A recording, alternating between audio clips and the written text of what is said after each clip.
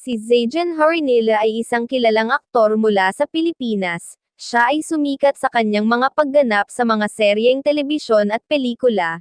Isa sa kanyang pinakakilalang mga proyekto ay ang pagganap niya bilang Santino sa teleseryeng May Bukas Pa noong 2009.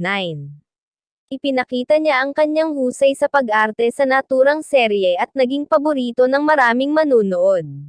Mula noon, patuloy siyang nagtagumpay sa kanyang karera bilang isang aktor.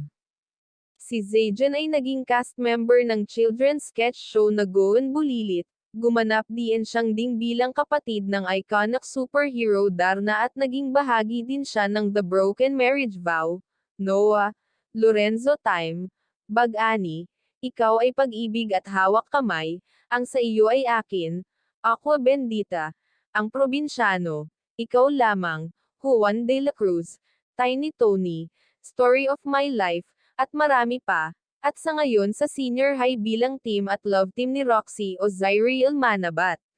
As of my last knowledge update in September 2021, Zaijan Harinila has received several awards and nominations for his acting talent. Some of the awards he has won include: Isa, FAMAS Awards German Moreno Youth Achievement Award 2009. 2. PMPC Star Awards for Television Best Drama Actor for May Bukas Pa, 2009. 3. Guillermo Mendoza Memorial Scholarship Foundation Most Popular Child Actor 2009. 4.